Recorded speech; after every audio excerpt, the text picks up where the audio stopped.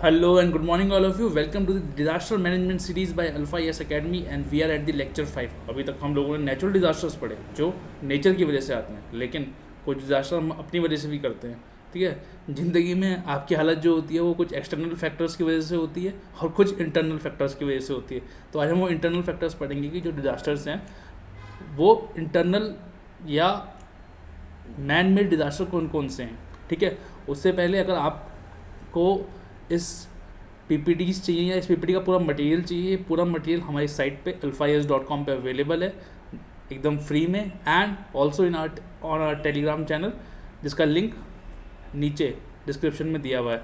आप उसको कॉपी कर लें और पेस्ट करें और आप वहाँ पहुँच जाएंगे. बाकी कभी भी कोई भी दिक्कत होती है you can always comment in the comment box and we will get back to you as soon as possible. And thank you all for watching this series. We really appreciate you watching this and we are very thankful to you. तो let's begin. तो आज हम पढ़ेंगे human disasters के बारे में. ठीक है, तो पहले केमिकल डिजास्टर के बारे में पढ़ते हैं. ठीक है, केमिकल्स हमारी बनाई हुई चीज़ है, नेचुरल तो है नहीं, और उसके चलते कई बार बहुत सारे डिजास्टर हो जाते हैं. और वो डिज़ास्टर को कभी कभार इंडस्ट्रियल एक्सीडेंट्स के नाम से भी जाना जाता है, या इंडस्ट्रीज़ में जो एक्सीडेंट होते हैं उसकी वजह से ही केमिकल डिज़ास्टर्स होते हैं. ठीक है, एंड अगर हम उसकी फॉर्मल डेफिनेशन की बात करें तो इंडस्ट्रियल एक्सीडेंट्स क्या हैं? They can be due to explosion, fire, leakage of toxic. ठीक है, या तो एक्सप्लोजन हो सकता है, या फायर हो सकती है, या लीकेज हो सकती है. ये अपने आप भी हो सकती है और किसी की फॉल्ट की वजह से भी हो सकती है. ऑफ टॉक्सिक और hazardous chemicals and lead to heavy loss of life and material. ठीक है, आपने देखा होगा हिरोशिमा नागासाकी में क्या हुआ, भोपाल गैस ट्रेजेडी के बाद क्या हुआ. तो ये सब क्या थे? ये सब इंडस्ट्रियल डिज़ास्टर्स है, ये सब केमिकल डिज़ास्टर्स थे जिसने कि हमारी लाइफ, कहीं बहुत सारे लोगों की लाइफ चेंज कर दी. और उसके बाद जब कुछ हो जाता है उसके बाद तो हम प्लान और एक्शन ले ही लेते हैं. तो बहुत ज़रूरी है कि हम जो हैं प्रिवेंटिव मेजर्स पे भी वर्क करें, और अगर गलती से कुछ हो जाए तो मिटिगेटिंग फैक्टर्स पे भी वर्क करें. तो दोनों प्रिवेंटिव प्लस मिटिगेशन हमारा आइडिया होना चाहिए ह्यूमन मेड डिज़ास्टर्स में. ठीक है, कभी कभार फायर लग जाती है इंडस्ट्रीज़ में, उसकी वजह से हो जाता है. ह्यूमन एरर होता है, टेक्नोलॉजिकल ग्लिच आ जाते हैं. ठीक है, या टेक्नोलॉजी फेलियर हो गई, कहीं बिजली चली गई, अर्थक्वेक आ गया, फ्लड आ गया. और जैसे जो तमिलनाडु में न्यूक्लियर पावर प्लांट था, सुनामी आई, तो अब आप सुनामी जैसे डिज़ास्टर को रोक नहीं सकते या उसको बचा नहीं सकते, वो स्ट्रक्चर आपको वहीं खड़ा है. तो वही है कि आप रिएक्टर्स बंद कर दो, आप उसको सेफ जगह ले जाओ. भाई कितना भी हिट हो, पूरा नेस्ता नाबूद हो जाए, तो जो उसके रेडिएशंस हैं उनको रेडिएशन बॉक्स में आप डाल दो, चेक कर लो जो मटेरियल है. तो उस तरीके की आप कर सकते हो. लेकिन आप बोलो कि मैं सुनामी से पूरी बिल्डिंग को बचा लूँगा, तो वो पॉसिबल नहीं है. तो ये भी बहुत ज़रूरी है डिज़ास्टर मैनेजमेंट में कि जो हमारे एक्शंस हों वो फिजिबल हों, वो प्रैक्टिकल हों. ऐसा नहीं कि आप कुछ भी बोल रहे हैं. ठीक है, तो इफेक्ट क्या होता है किसी भी डिज़ास्टर का? जो इफेक्ट होगा वही होगा. ह्यूमन मेड डिज़ास्टर क्या होता है कि जो वहाँ पे उस फैक्ट्री में या इंडस्ट्री में एम्प्लॉयज़ होते हैं, जो काम कर रहे होते हैं, वो बहुत ज़्यादा इफेक्टेड होते हैं. जो नियर बाई एरियाज़ में लोग होते हैं वो ज़्यादा बहुत इफेक्टेड होते हैं. जो इन्वायरमेंट आसपास का होता है वो पॉल्यूट हो जाता है. ठीक है, और कभी कभार क्या होता है कि वाटर में लीकेज हो जाती है हैजार्डस केमिकल्स की, जिससे कि बहुत दूर तक वो हैजार्डस केमिकल चले जाता है ड्रिंकिंग वाटर. लोग, और जो भी लोग उस पानी को यूज़ करते हैं वो बीमार हो जाते हैं. ठीक है, या उनकी तबीयत ख़राब हो जाती है, या उनकी अनफॉर्चुनेटली मृत्यु हो जाती है. ठीक है, तो इस तरीके से काम करता है केमिकल. क्योंकि केमिकल जो है वो कोई ऐसा नहीं कि वो टाइम के अकॉर्डिंग, उसको अगर ख़त्म भी होना है तो उसको बहुत टाइम लगेगा ख़त्म होने में, और तब तक वो बहुत ज़्यादा फैल चुका होता है. इसलिए वर्स्ट काइंड ऑफ डिज़ास्टर्स हैं केमिकल डिज़ास्टर, न्यूक्लियर डिज़ास्टर या human made disasters are the worst kind of disasters. ठीक है, इनफैक्ट जो भोपाल में हुआ 1984 में, about 45 tons of methyl isocyanide gas जो है वो लीक हो गई थी.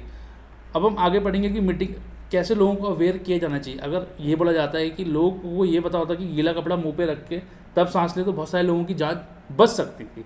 क्योंकि मेरे ख्याल से वो जो गैस किसी मॉइस्चर या पानी में मिलती है तो वो शायद ऑक्सीडाइज हो जाती है, या उसका जो इफेक्ट होता है वो ख़त्म हो जाता है. लेकिन ऐसी इन्फॉर्मेशन पहले ही आपको देनी पड़ेगी लोगों को, तभी बच सकते हैं, बाद में नहीं. तो ये जब हम बाद में देखेंगे कि लोगों का जो अवेयरनेस है वो इस टाइप से होना चाहिए. पहले तो लोगों को पता होना चाहिए कि हमारे बगल में कौन सी इंडस्ट्री है, उस इंडस्ट्री में क्या क्या प्रॉब्लम आ सकती है, क्या क्या लीकेजेस आ सकती हैं, और अगर बाई चांस ऐसे लीकेज हो तो उससे कैसे बचा जाए, कितनी जल्दी भागा जाए, कौन सा मास्क यूज़ करना है. मास्क वितरण किए जाने चाहिए सरकार द्वारा, है ना, government can take up the steps. इन सब से क्या होगा कि जब बेटर अंडरस्टैंडिंग होगी लोगों को किसी भी डिज़ास्टर की, तो आप जो है उसको रोक सकते हैं ओवर द टाइम, ठीक है। भोपाल गैस ट्रेजेडी में 2500 लोगों की डेथ हो गई थी, और जो केमिकल होते हैं वो हमारे बॉडी को एडवर्सली इफेक्ट करते हैं। मैं आपको पिक्चर दिखाऊंगा। It can lead to effects like it can lead to cancer, heart failure, brain damage, dysfunction of immune system, deformation, genetic disorder, congenital disorders in children. बचपन से ही लोग बच्चे जो हैं थोड़े से अपंग या विकलांग रूप से पैदा होते हैं। जैसे देखिए यहाँ पे आप पिक्चर देख सकते हैं, ये सब जो बच्चे हैं ये भोपाल गैस ट्रेजेडी के बाद ये बच्चे पैदा हुए हैं, ठीक है। और ऐसा कुछ मंजर था जब मिसाइल आइसोसाइनाइड लीक हुई थी भोपाल से, ऐसा ग्लास क्लाउड बना था। आज भी हिरोशिमा और नागासाकी में जो है रेडिएशन का इफेक्ट देखा जा सकता है। 1940s में फोड़े गए थे वो बम, और आज तक देखा जा सकता है। तो that is the kind of effect chemical disasters can have. Natural तो आपको एक बार मारेगा, केमिकल या मैन मेड डिजास्टर्स आपको बार बार मारते हैं, ओवर द जनरेशन्स मारते हैं, ठीक है। तो बहुत ज़रूरी आता है कि आप जो है मैन मेड डिजास्टर्स को चेक में रखें। Now disaster risk in India, बहुत हाई रिस्क है इंडिया में। इनफैक्ट 130 केमिकल एक्सीडेंट्स रिपोर्ट किए जा चुके हैं, which led to 259 deaths and 563 people were left with the major injuries, and this is not data what we are saying, it was a data given by National Disaster Management Authority, है ना। जैसे 2022 में एक Sachin Gujarat industrial development corporation Surat में जो था, वहाँ से जनवरी 6, 2022 को इलीगल डंप कर दिए गए केमिकल हजार्डेड केमिकल वेस्ट ड्रेन में, जिससे कि जब वो ड्रेन में गया फ्यूम्स निकली। फ्यूम्स सूंघने से ही 20 लोगों की मृत्यु हो गई, 6 लोगों की मृत्यु हो गई और 20 लोग हॉस्पिटलाइज हो गए, ठीक है। तो that is the kind of effect कि एकदम तुरंत इफेक्ट कर देता है केमिकल डिजास्टर। विशाखापट्टनम में अलोन, आंध्र प्रदेश में विशाखापट्टनम, वहाँ पे अलोन अभी तक जो है वेरियस एक्सीडेंट्स हो चुके हैं, जिसमें 27 डेथ्स हुई हैं। एंड उसमें सबसे प्रोमिनेंट जो था वो LG पॉलीमर केस था 2020 का शायद। वहाँ पे जो है उसके चलते जो है 12 लोगों की डेथ हो गई थी, क्योंकि LG एक प्लांट था, वहाँ से गैस लीक हो गई थी। तो these are the examples, and India, it shows that India is at a higher risk of man made disasters, chemical disasters, and thus it becomes very imperative and very important to look after it, have proper safeguards in place, have proper checks and balances in place, and have a proper guideline to tackle with these kind of disasters. 10 chemical disaster जो है 2 type से effect करते हैं। एक तो living organism, हम लोगों को इफेक्ट करते हैं, हमारे इन्वायरमेंट को भी इफेक्ट करते हैं, हमारी प्रॉपर्टी को भी इफेक्ट करते हैं। हमारे जो है ह्यूमंस, लाइफ स्टॉक्स, प्लांट्स, इन सबको लाइकली इफेक्ट करते हैं, ठीक है। जो जैसे डेथ हो सकती है, इंजरी हो सकती है, आपको डिजीज़ हो सकते हैं, कैंसर हो सकता है, डिसेबिलिटी पैदा हो सकती है। देन ऐसे ही इन्वायरमेंट में जो है पॉल्यूशन बढ़ सकता है, soil, water, air, atmospheric pollution बढ़ सकता है। तो that is how chemical disaster affects living organism and environment at the same time. Now what is the reason for industrial disaster? सबसे पहले तो इंडस्ट्रियल लो। देखो इंडिया में जितनी भी इंडस्ट्रीज़ हैं वो बहुत ही मिनिमम प्रॉफिट पे काम करते हैं, मिनिमम मार्जिन पे काम करते हैं, जो कि एक डिसइंसेंटिव है सेफ गार्ड मेजर्स पे खर्च करने का। इनफैक्ट इंस्पेक्शन के टाइम पे ये पाया जाता है कि जो बेसिक फायर से लड़ने के लिए जो फायर एक्सटिंग्विशन होनी चाहिए कंपनी या फैक्ट्रीज प्रेमाइसिस में, वो भी नहीं मिलते हैं। तो जो है कंप्लायंस बहुत पुअर है इंडिया में, ठीक है। और limited investing capacity makes is more difficult for the companies to invest in the safeguards mechanisms, ठीक है। देन प्लांट्स आर, कुछ कंपनीज के प्लांट जो हैं वो एज हो रहे हैं, तो कोई इंसेंटिव नहीं है कि उन्हें रिजुविनेट किया जाए या रिवैम्प करके नए आपके सॉल्यूशंस आए हैं, नए जो सॉल्यूशंस आए हैं उन्हें आप इंक्लूड कर सकें अपनी इंडस्ट्रीज़ में। देन बेसिकली जो इंडस्ट्रीज़ होती हैं उसमें बड़े नॉन स्किल्ड और इनफॉर्मल टाइप के वर्कर्स वर्क करते हैं, कॉन्ट्रैक्चुअल बेसिस पे रहते हैं, और उन्हें अवेयरनेस नहीं रहती कि हेलमेट्स पहनने हैं, PPP किट्स पहननी है, जो है उनको एट अ ग्रेटर रिस्क पे रखती है अगर कोई भी ऐसा हैजार्ड हो जाता है, ठीक है। Then there is low level of awareness of safe machinery and unsafe practices, कि अनसेफ प्रैक्टिसेस क्या हैं और मशीनरी की सेफ्टी क्या होती है। Then of course poor management system and poor reporting system adds to the problem, ठीक है। 10 गवर्नमेंट का क्या रोल है? देखो एक्चुअली प्रॉब्लम कहाँ आती है कि लेबर जो है वो कंकरेंट लिस्ट में फॉल करता है। इसका मतलब है कि state government as well as the central government both can make laws on it. Problem कहाँ आती है कि there is multiplicity of legislation, चलो उसको दूर करने के लिए वो लेबर कोड लिया है। अब मैं आपको बताऊं लेबर कोड के साथ भी लगभग 2 साल हो गए हैं उसे एक्ट बने हुए, वो जो बिल्स हैं वो पास हो चुके थे और अभी भी वो जो है इम्प्लीमेंट नहीं हो पाए हैं कई सारे स्टेट्स में, क्योंकि स्टेट्स जो हैं बोलते हैं अपनी बात बोलते हैं और सेंटर अपनी बात बोलता है, और सेंटर जो है it's going easily on the laws. तो अभी आप लगा लो कि it is been like 2 years after the laws were passed, they were given consent by the parliament and still they are pending to be implemented at the state level, है ना। तो that is the kind of attitude और kind of problem we are dealing with कि laws आने के बाद भी अभी वो इम्प्लीमेंट नहीं किए जा रहे हैं, ठीक है, जिससे कि मल्टीप्लिसिटी ऑफ लेजिस्लेशन था जो कि एलिमिनेट किया गया था लेबर कोड से, बट वो अभी भी इम्प्लीमेंटेड नहीं है। देन आप कभी कभार इंडस्ट्रियल रेगुलेशंस में इतना हम लोग रिलैक्सेशन दे देते हैं कि सेफ्टी रूल्स नज़रअंदाज हो जाते हैं, ठीक है। Then there is a inability of the state to strengthen their labour bureau and environment protection unit, क्योंकि हर स्टेट चाहता है कि हमारा इंडस्ट्री हो, तो वो लूज़ करते जाते हैं, डाइल्यूट करते जाते हैं लॉज को, लेबर लॉज को, सेफ्टी नॉर्म्स को। भाई जितनी सेफ्टी कम नॉर्म्स होंगी उतनी, भाई इंडस्ट्री का तो मोटिव क्या है, उसका मोटिव है पैसा कमाना, उसको जितनी कम कॉस्टिंग लेगी। अब ये सेफ्टी मेजर्स करना, पीपीटी किट्स देना, ये सब उसके बिजनेस से अलग है, इससे उसे कोई बेनिफिट नहीं हो रहा है, ये उनके टाइप का सोशल कॉज है, ठीक है। तो ऐसा कर सकते हैं, इसको CSR में भी डाल सकते हैं, but that is up to the government to do it, वो are we to say, but you know that's a kind of recommendation. In fact central pollution control board ने ये बोला है कि the number of hazardous industries in the country increase 3 times बढ़ गई है 1990 से 2010 तक। अब लगभग 36,000 industries are there in India which are involve और which can be labelled as hazardous industries, ठीक है। Then failure to stop encroachment. अब क्या होता है कि देखो इंडस्ट्री बनी, इंडस्ट्री तो अपनी सही जगह बनती है, लेकिन अब उसके अराउंड क्या होता है, दुकानें खुलनी चालू हो गई, दुकानें खुलनी चालू हो गई तो लेबर्स आ जाते, जो वहाँ पे लेबर काम करते हैं उनके अगल बगल घर बना लेते हैं, तो क्या हुआ कि एनक्रोचमेंट हो गई, ठीक है। जो इसके अराउंड लोग रहते हैं वो they always are at a greater risk of getting affected by any mishap happening at this premises. तो अब ये रहना तो इन्हें यहाँ इतनी दूर था उनकी सेफ्टी के लिए, लेकिन यहीं रहने लग गए, तो it poses a greater risk to their life and it can lead to their death, different kind of diseases, है ना। तो प्रॉब्लम हो सकती है। तो एनक्रोचमेंट भी एक बहुत बड़ी प्रॉब्लम है, क्योंकि बफर जोन नहीं मिल पाते। देखो आपको जो भी हैजार्डियस जोन है यही इसका सॉल्यूशन भी है, और जो पॉपुलेशन है, जो भारी आबादी वाले क्षेत्र हैं, उसमें के बीच में बफर होनी चाहिए, ग्रीन बेल्ट्स होनी चाहिए, है ना, कोई वॉल्स होनी चाहिए। तो जब एनक्रोचमेंट होता है तो ये सब चीज़ें जो है हट जाती हैं।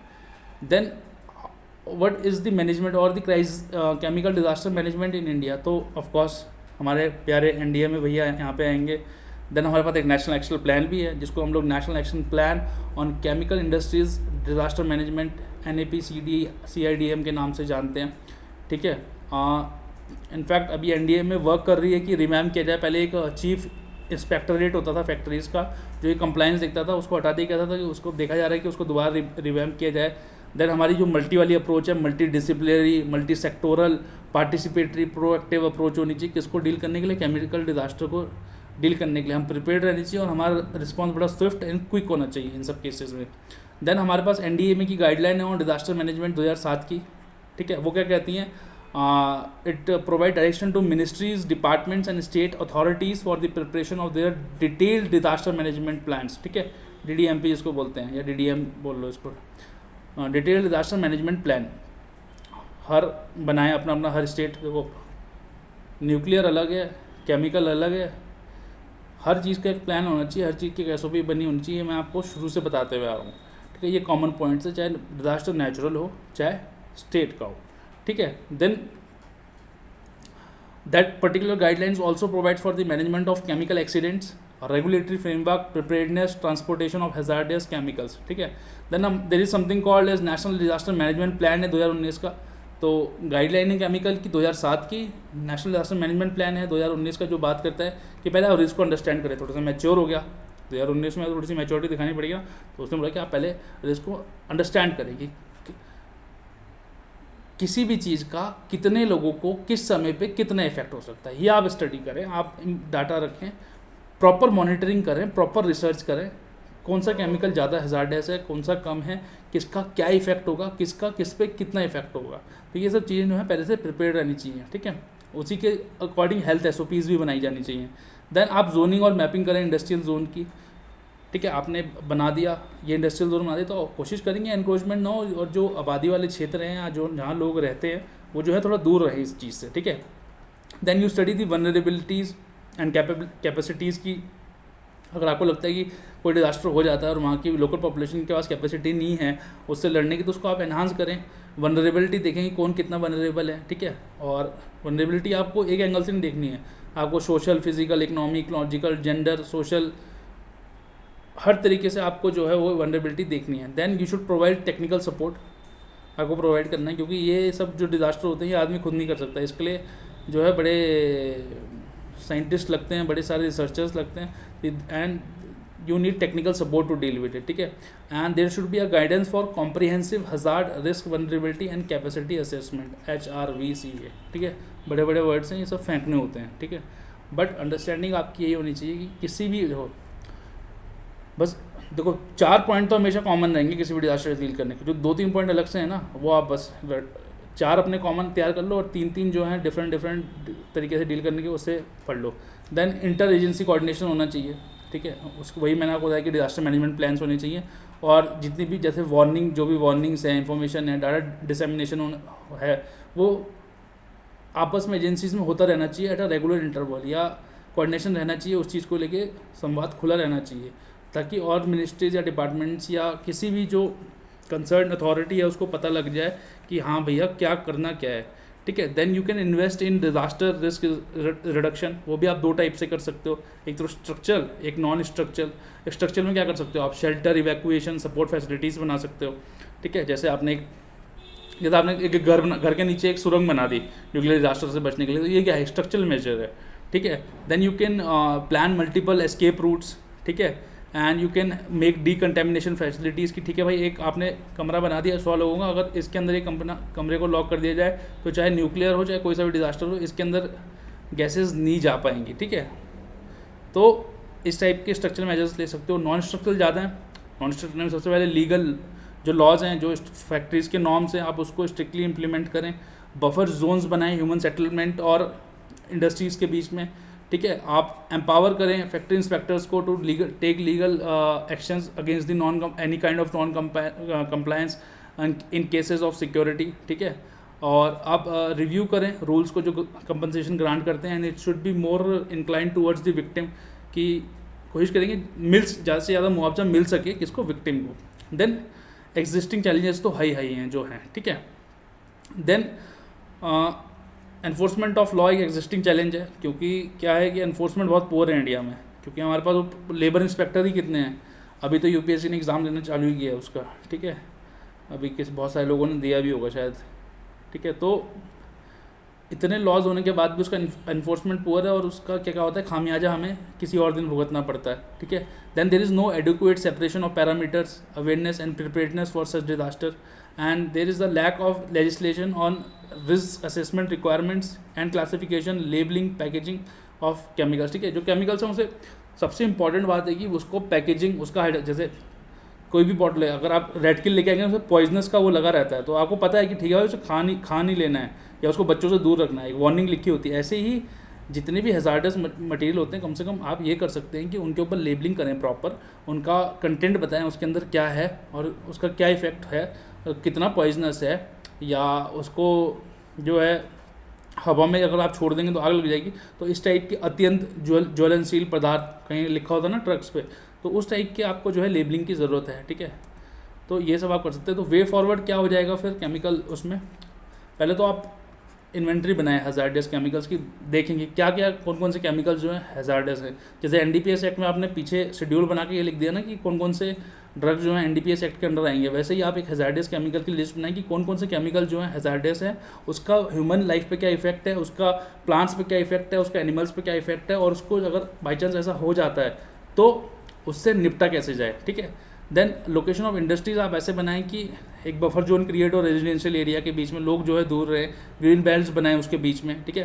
देन आप कम्युनिटी को प्रिपेयर करें, जैसे मैंने आपको बताया कि भोपाल गैस स्ट्रेटजी के दौरान अगर लोगों को ये पता होता कि गीला कपड़ा अपने मुंह पे रखना है तो बहुत सारे लोगों की जान बच सकती थी। तो आप इस टाइप की कम्युनिटी को प्रिपेयर करें, आप बताएंगे ठीक है भाई आपके जो है 20 किलोमीटर के दायरे के अंदर एक न्यूक्लियर पावर प्लांट होता है, बाई चांस उसके अंदर ये वाली केमिकल है, बाई चांस आपको एक सायरन बजता है, जैसे आप वो सायरन सुनते हैं तो आपको जो है ये वाला हेलमेट पहन लेना है, या आपको गीला कपड़ा रखना है और गीला कपड़ा लेके भागना है, ठीक है, या कहीं छुप जाना है, या किसी पेड़ के पास चले जाना है, तो जो भी है वो आप उनको बताएं, उनको सिखाएं, ठीक है। देन अदर मेजर्स क्या ले सकते हो आपकी, पहली बात तो आप लिमिट करें इन टॉक्सिक केमिकल्स का जो यूज़ है। Then you can improve fire fighting capabilities, warning systems को अच्छा कर सकते हो आप, है ना। और ये सब कब होगी, जब कंप्लायंस बढ़ेगा, ठीक है। कंप्लायंस कब बढ़ेगा, जब ह्यूमन रिसोर्स को आप स्किल और कैपेबल बनाएंगे और वो ईमानदारी से अपना काम करेंगे, ठीक है। तो हर चीज़ जो है कनेक्टेड है, ठीक है। Then you can develop emergency relief and evacuation plan for employees and nearby settlements, है ना। आप इंश्योरेंस दें एम्प्लॉयज़ को, सराउंडिंग पॉपुलेशन को, जो कि मैंडेटरी भी है अब लॉ में, तो ये सब भी चीज़ें जो है आप कर सकते हैं। लीगल प्रोविजंस की बात करें अगर तो बहुत सारे हैं, दो में हमने डिवाइड कर लिया। प्री इंडिपेंडेंस में हमारे पास एक्सप्लोजिव एक्ट 1884, पेट्रोलियम एक्ट 1934, फिर पोस्ट इंडिपेंडेंस में इन्वायरमेंट प्रोटेक्शन रूल्स आए 1986 में, जो कि सेट डिस्चार्ज और प्रोडक्ट स्टैंडर्ड से डील करते हैं। देन हमारे पास hazardous waste management handling and transboundary movement rules आए 1989 में। ये क्या करते हैं कि ये बताते हैं कि आप जो है डेजिग्नेटेड अथॉरिटी को सबमिट करेंगे जो भी आप केमिकल इस्तेमाल कर रहे हैं और उसके प्रिवेंटिव मेजर्स आपने क्या लिए हैं, और अगर एक्सीडेंट हो जाता है तो कौन सा एक्सीडेंट हो सकता है, तो ये आप रिक्वायर्ड अथॉरिटी को जो है जमा करेंगे ये सब इन्फॉर्मेशन, ठीक है। उसके बाद एक manufacture storage and import of hazards chemical rules हैं 1989 के, तो वो बोलता है कि जो भी इंपोर्ट करेगा केमिकल वो फर्निश करेगा details about the product safety, ठीक है, आप कौन सा केमिकल लेके आ रहे हैं to the competent authority. Then there is chemical accidents emergency planning preparedness and response rules 1996। अब देखो कोई पूछेगा कि यार इतने हम रूल्स लिखेंगे कैसे, तो मैं आपको बताता हूँ, इतना बड़ा लिखने की ज़रूरत नहीं है। Hazardous waste management rules 1989, manufacture, चलो ये ज़्यादा बड़ा हो गया, केमिकल एक्सीडेंट्स रूल्स 1996, तो आप ऐसे करके लिख सकते हो, ठीक है। अब देखिए जो केमिकल एक्सीडेंट रूल्स है क्या बोलते हैं कि आप एक सेंट्रल क्राइसिस ग्रुप बनाओगे, एक क्राइसिस अलर्ट सिस्टम लगाओगे हर स्टेट में। देन फैक्ट्री अमेंडमेंट एक्ट आया 1987 में, जिन्होंने कि कवर किया, पहले क्या था कि सिर्फ वर्कर को कवर करते थे, उसके बाद जो लाइबिलिटी थी वो जनरल पब्लिक जो कि फैक्ट्री के अराउंड है उसको उस पर भी उसको भी कवर किया उसने कि अगर उन्हें भी कुछ हो जाता है तो भी फैक्ट्री लायबल होगी, ठीक है। Then public liability insurance act आया 1991 में, जिसने नो फॉल्ट लाइबिलिटी को इंट्रोड्यूस किया। एक्चुअली देखो नो फॉल्ट, देखो अब मैं लाइबिलिटीज़ के बारे में आपको समझा दूँ। नो फॉल्ट लाइबिलिटी क्या होती है, अभी गलती हो ना हो, आपकी इंटेंशन थी या नहीं थी, आपकी नेग्लिजेंस थी या नहीं थी, आपको जो है कंपनसेशन पे करना पड़ेगा। अब क्या हुआ कि उसके अंदर भी दो टाइप की, नो फॉल्ट लाइबिलिटी के अंदर भी दो टाइप की लाइबिलिटी आती है, एक आती है एब्सोल्यूट लाइबिलिटी, एक आती है स्ट्रिक्ट लाइबिलिटी। पहले आई थी स्ट्रिक्ट लाइबिलिटी। स्ट्रिक्ट लाइबिलिटी ने बोला कि आप नेग्लिजेंट हो या ना हो, आपका वो काम करने के प्रति या आपका वो काम विलिंगनेस था नहीं था, वॉलंटरी था नहीं था, आप नेग्लिजेंट थे नहीं थे, आपका वो इंटेंशन था नहीं था, कुछ भी है, आप कोई एक्सप्लेनेशन नहीं है, अगर वो गलती हो गई आपसे तो आप जो है कंपनसेशन पे करोगे irrespective of your intention and your negligence, ठीक है। ये थी बात किसकी, स्ट्रिक्ट लाइबिलिटी, उसमें कंपनसेशन पे आउट करना ही पड़ेगा। एक्चुअली जो स्ट्रिक्ट लाइबिलिटी कॉन्सेप्ट था वो केस में आया था, रेलैंड वर्सेस फ्लेचर था, उसके केस में आया था। फिर एब्सोल्यूट लाइबिलिटी का जो कॉन्सेप्ट है, एब्सोल्यूट लाइबिलिटी बोलती है, एब्सोल्यूट लाइबिलिटी जो है हैजार्डियस सब्सटेंसेस से डील करती है, ठीक है, हैजार्डियस सब्सटेंसेस से डील करती है। तो वो भी यही बोलती है कि हैजार्डियस सब्सटेंसेस से अगर आप डील कर रहे हैं और वो लीक हो गया तो वो किसी की गलती की वजह से हुआ या किसी की गलती की वजह से नहीं हुआ, अनइंटेंशनली हुआ, नेग्लिजेंटली हुआ या अननेग्लिजेंटली हुआ या कैसे भी हुआ, आपको जो है कंपनसेशन देना ही पड़ेगा विक्टिम को, ठीक है। और ये आया था MC मेहता, एक ओलियम गैस केस था, Shriram foods and fertilizers case से जो है ओलियम गैस लीक कर गई थी और MC मेहता ने फिर केस किए थे। MC मेहता बहुत बड़े इन्वायरमेंटलिस्ट हैं, इनफैक्ट अभी भी जिंदा हैं। लास्ट टाइम एक बार मैं उनसे अपने फैकल्टी में मिला भी था, तो उन्होंने जब केस किया ओलियम गैस लीक में जो कि श्रीराम फूड्स एंड फर्टिलाइजर से लीक हो गई थी, तब जो है इंडियन जुडिशियल सिस्टम ने doctrine of absolute liability introduce किया था। And absolute liability deals specifically with the factories और the enterprises dealing with the hazardous substances, ठीक है। Now that was how the no fault liability, strict liability and absolute liability was introduced, और ये इनकी पूरी कहानी है, ठीक है। फिर एक इंसेक्टिसाइड एक्ट है 1968 का, जो कि import and manufacture of insecticide को देखता है। Then there is disaster management act 2005 के अकॉर्डिंग मैंने आपको बताई दिया कि हमारे पास एक national action plan on chemical industrial disaster management है, जो कि ऑफकोर्स वो मल्टी वाली बात करता है, multi disciplinary, multi sectoral, proactive and participatory approach, और जो प्रिपेयर्डनेस रिस्पॉन्स होना चाहिए वो आपका स्विफ्ट एंड क्विक होना चाहिए। तो ये तो बात थी किसकी, केमिकल डिजास्टर की। अब पढ़ते हैं हम लोग न्यूक्लियर डिजास्टर। तो ये बहुत सारे, देखो ये साइड में मैप है ना, ये मैप, ये कम से कम न्यूक्लियर जो सेंटर्स है उन्हें याद कर लेने से। अगर आपसे पूछूँ नरोरा कहाँ है तो उत्तर प्रदेश में, अच्छा चलिए बताइए हरिपुर कहाँ है, कमेंट बॉक्स में मुझे बताना, ठीक है। हरिपुर न्यूक्लियर पावर प्लांट कहाँ है, इस मैप में है, लेकिन आप मैप ना देखें, मुझे ऐसे ही पता है, ठीक है। तो न्यूक्लियर डिजास्टर बड़ा भयंकर होता है भाई, ठीक है, क्योंकि रेडियोलॉजिकल वेव्स, सॉरी आपका हार्मफुल जो गैसेज होती हैं या रेडियोलॉजिकल वेव्स होती हैं वो उससे निकलती हैं, जो कि ह्यूमन हेल्थ को इफेक्ट करती है और ह्यूमन हेल्थ के लिए काफ़ी ख़राब होती है। हिरोशिमा और नागासाकी उसका बहुत बड़ा एग्जांपल है, ठीक है। और चेर्नोबिल न्यूक्लियर पावर प्लांट जो यूक्रेन में, देखो दुनिया का चक्कर गो रहा है, आज हम चेर्नोबिल न्यूक्लियर प्लांट यूक्रेन में पढ़ रहे हैं और अब उस पर जो है रशिया का कब्जा है दोबारा। तो फॉर्मली वो सोवियत यूनियन में था, उसकी जब वो एक्सीडेंट हुआ था 26 अप्रैल 1986 में, जब चेर्नोबिल में न्यूक्लियर पावर प्लांट में जब एक्सीडेंट हुआ था न्यूक्लियर, तब जो है वो सोवियत यूनियन के अंडर था और आज दोबारा वो रशिया के अंडर है, यूक्रेन के अंदर आज भी नहीं है।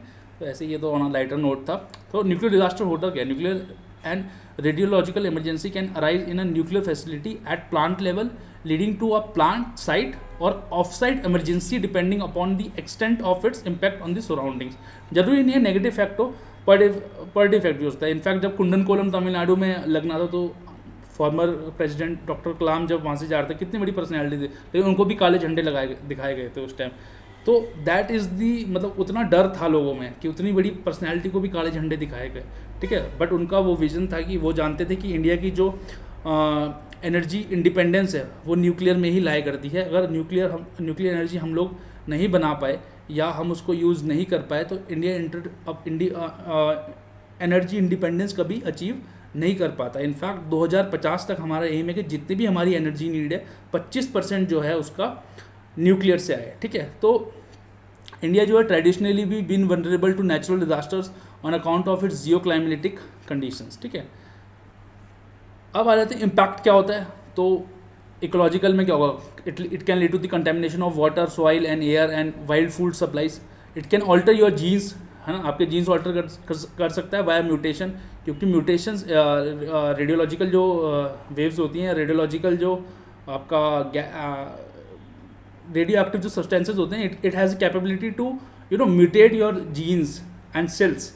It can affect your cells and in that consequence it can alter your genes and that can lead to various kinds of disabilities and abnormalities in an individual or a group of people, like seen in the aftermath of Bhopal gas tragedy or the aftermath of the bomb exploded on Hiroshima and Nagasaki. Then radiation can develop health issues such as cancer, cataract.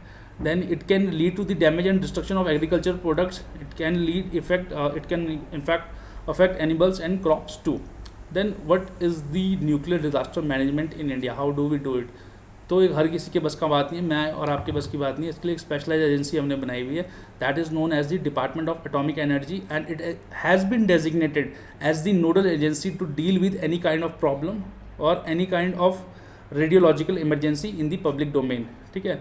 Now nuclear facilities in India have also, we have also adopted the internationally accepted guidelines, जो उनकी safety guidelines है। जैसे international level पे एक IAEA है, international energy agency है, ठीक है, और IAEA है, इंटरनेशनल एटॉमिक एनर्जी ऑर्गेनाइजेशन है। तो ये भी जो है over the world, around the world जो है मॉनिटर करते रहते हैं न्यूक्लियर फैसिलिटीज़ को, क्योंकि न्यूक्लियर फैसिलिटी जब तक आपको वो एनर्जी यूज़ के लिए चाहिए तो उसको कम एनरिचमेंट करना पड़ता है। अगर आपको उसको वेपनाइज करना है तो उसको ज़्यादा आपको एनरिच करना पड़ता है। वही प्रॉब्लम आ रही है ईरान के साथ। ईरान ने यूरेनियम को इतना तो एनरिच कर लिया है कि वो अपनी एनर्जी फुलफिलमेंट कर सकता है, लेकिन अब वो क्या कर रहा है, वेपनाइज करने के लिए उसको और एनरिच करना पड़ता है। तो US जो है हमेशा जोर में लगा रहता है कि वो इतना उसको एनरिच ना कर ले कि वो वेपनाइज कर सके यूरेनियम को या किसी भी रेडियो एक्टिव सब्सटेंसेस को। इनफैक्ट ज़्यादातर वेपन में जो है यूरेनियम ही इस्तेमाल होता है। खैर उसको जो है इंटरनेशनल एटॉमिक एनर्जी एजेंसी देखती रहती है, IAEA, और वो उसको मॉनिटर करती रहती है और वो हमारे प्लान्स को मॉनिटर करती रहती है कि भाई हम इतना हमारे पास तो हमने तो क्या इतना एनरिच कर रखा है कि हम उसको वेपनाइज कर सकते हैं, लेकिन फिर भी हमारी तो नो फर्स्ट यूज़ पॉलिसी है। हम कभी भी किसी के पे फर्स्ट यूज़ नहीं करते वेपन्स का, चाहे वो न्यूक्लियर हो चाहे वो नॉर्मल वेपन हो, ठीक है। Then there is something called as mobile radiation detection system होना चाहिए, है ना। It is a pilot and initiative to equip police and NDRF personnel for management of radiological emergencies in public domain. क्योंकि इस type की जो chemical emergencies हो गई या आपकी न्यूक्लियर इमरजेंसीज हो गई, ये हर किसी की बस की बात नहीं है। You require expertise personnel to deal with it and people needs to be trained, ठीक है। मान लिया, ठीक है, फ्लड आ गया, पानी, एक मैं गांव में रहता हूँ तो मैं फ्लड से लोगों को निकाल सकता हूँ अगर मेरे को ज़्यादा पता भी नहीं होगा, लेकिन एक न्यूक्लियर एक्सीडेंट हो जाए तो मेरे बस की नहीं। मैं आपको अपनी बात कर रहा हूँ, मेरे बस का भी नहीं है कि मुझे पता नहीं है कि न्यूक्लियर एक्सीडेंट के बाद करना क्या है। तो you need a dedicated force, और if not a dedicated force has to develop expertise in dealing things with it, and particular team of scientists and experts should be there if a thing like that happens. Then existing challenges हमारे पास हमेशा रहते ही हैं, जो problem रहती है कि कभी भी डिजास्टर आ सकता है या कुछ आ सकता है ना। जैसे मैंने आपको एग्जांपल दे दिया था कि कलपक्कम जो प्लांट था, जब तमिलनाडु में सुनामी आई, जब सुनामी आई 2004 में, तो उस कंपाउंड में पानी भर गया था, and that was due to tsunami. In fact France ने, और उसको आप कैसे इंप्रूव कर सकते हैं, फ्रांस ने अपने जितने भी न्यूक्लियर पावर प्लांट बनाए हैं वो इतने मजबूत बना रखे हैं कि उन्होंने डाटा निकाला कि लास्ट 1000 साल में सबसे ज़्यादा मतलब खतरनाक अर्थक्वेक कितना है। मान लिया अगर वहाँ पे 7 का है, तो उन्होंने इतना स्ट्रॉन्ग बना कि अगर 14 का भी आ जाए, वैसे 1 से 10 तक होता है मैग्नीट्यूड, लेकिन मान लिया हाइपोथेटिकली 14 का भी आ जाए तो भी वो जो प्लांट्स हैं वो अफेक्ट नहीं होंगे। तो that is the kind of thought process we need to think it from a future perspective, because this thing will eventually grow, आप रोक नहीं सकते। The foundation of India's energy independence lie in the nuclear energy, it will develop, but then you can not stop it, but you can always take the preventive side. And आप देख सकते हो कि कोई भी डिजास्टर हो तो वो कम से कम लोगों को इफेक्ट करे, ठीक है। देन मिटिगेशन स्ट्रैटेजी क्या हो सकती है कि आप इन्फॉर्म पॉलिसी डिसीजन लें न्यूक्लियर एनर्जी पे, समझें उसका इफेक्ट, समझें लोगों पे, बायोडाइवर्सिटी पे, इकोसिस्टम पे, और तब आप डिसीजन ले कोई भी। You can use proactive planning strategies, आप प्रीपेयर्ड रहें पहले से, अगर कोई हादसा ऐसा हो जाता है। Then you can develop a coherent research agenda on the consequences of nuclear accidents for biodiversity and ecosystem services की, मतलब करना क्या है बाद में आपको वो पता होना चाहिए, एक SOP होना चाहिए। और पीपल को आप बचा सकते हैं 4 वेज से, है ना। पहले तो आप क्या होता है कि रेडिएशन का लिमिट, जो एक्सपोजर टाइम है वो बड़ा इफेक्ट करता है लोगों को।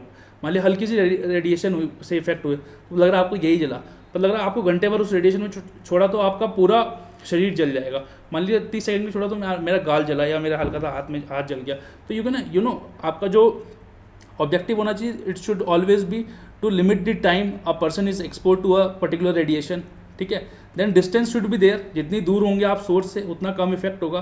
देन शील्डिंग आप यूज़ कर सकते हो, बैरियर्स बना सकते हो। It has been seen that lead, concrete and water gives good protection against the high level of contamination और radiation. देन कंटेनमेंट जोन बना सकते हो आप, जो है आप कंटेन कर सकते हो किसको, हाईली जो रेडियो एक्टिव मटेरियल है, कम से कम उनके अराउंड ऐसे कंटेनर्स हों कि उससे वो बाहर ना निकल सके, and you can keep your work place and environment safe in that way. So that was all in the man-made disasters. We have started and we'll see more in coming days. For more notes and more updates, please follow our site alphaes.com and or our YouTube channel Alpha ES Academy, or you can also visit our Telegram channel. Link of all are given in the description.